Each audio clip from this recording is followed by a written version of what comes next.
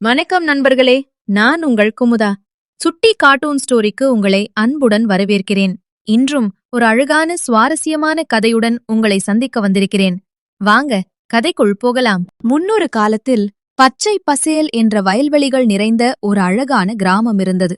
அந்த கிராமத்தின் நடுவே இருந்த ஒரு பெரிய ஆலமரத்தில் சின்ன குருவியும் அதன் செல்ல மகள் சிட்டு குருவியும் ஒரு குட்டி வீடு கட்டி வாழ்ந்து வந்தனர்.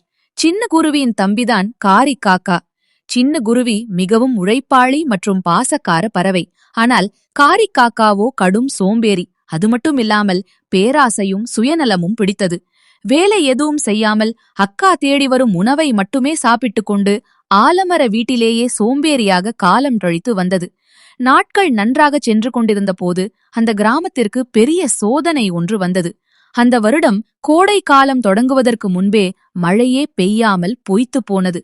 கிராமத்து ஏரி, குளங்கள், கிணறு என எல்லாமே வறண்டு மண் வெடித்து காணப்பட்டது. பயிர்கள் யாவும் காய்ந்து கருகின. மனிதர்களுக்கே குடிக்க தண்ணீர் கிடைக்காததால் பறவைகளின் நிலைமை இன்னும் மோசமானது. தண்ணீர் பஞ்சத்தால் பல பறவைகள் தாகத்தோடு அலையத் தொடங்கின. சின்ன குருவி தன் இறக்கைகள் வலிக்க வலிக்க மைல் கணக்கில் பறந்து சென்று எங்கோ ஒரு பாறை குழியில் தேங்கியிருந்த கொஞ்சூண்டு தண்ணீரை கொண்டு வந்து தன் மகள் சிட்டுக்குருவிக்கும் தம்பி காரிக்காக்காவுக்கும் கொடுத்து காப்பாற்றியது. ஆனால் இந்த கடுமையான பஞ்ச காலத்திலும் காரிக்காக்கா சுயநலமாக சிந்தித்தது. இனி இந்த ஆலமர வீட்டில் இருந்தால் தண்ணீரும் கிடைக்காது, உணவும் கிடைக்காது. நாம் சாக வேண்டியதுதான். பக்கத்து கிராமத்து தோட்டத்தில் கிணற்றில் தண்ணீர் இருப்பதாக பறவைகள் பேசிக்கொண்டன.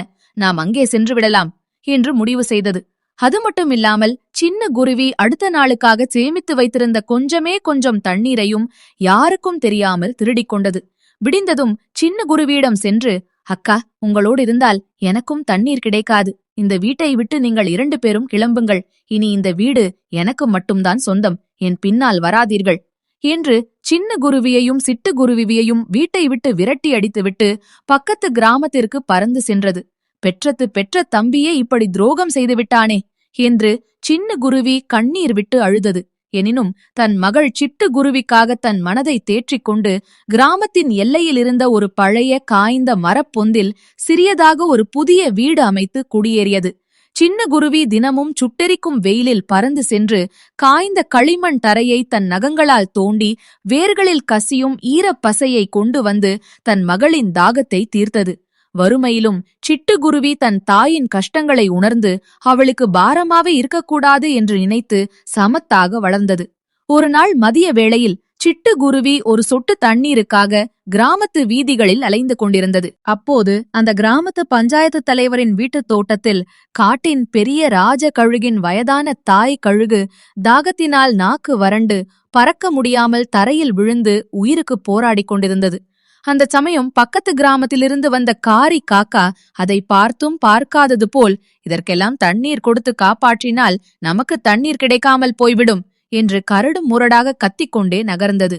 ஆனால் சிட்டுக்குருவி அப்படி நினைக்கவில்லை.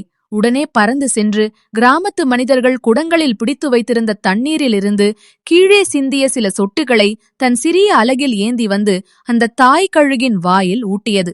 சின்ன குருவியும் அங்கு வந்து சேர்ந்து ஈரத் துணி துண்டுகளை கொண்டு வந்து அதன் சிறகுகளை குளிரூட்டியது. சின்ன குருவி மற்றும் சிட்டுக்குருவியின் இந்த அன்பான மற்றும் நெகிழ்ச்சியான உதவியால் அந்த தாய் கழுகு மெதுவாக கண் விழித்து உயிர் பிழைத்தது.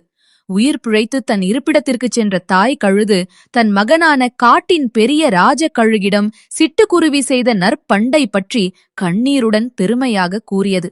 இதை கேட்ட ராஜகழுகு மிகவும் நெகிழ்ந்து போய் உடனே சின்ன குருவி மற்றும் சிட்டுக்குருவியின் வறுமை நிலையை அறிந்து கொண்டது.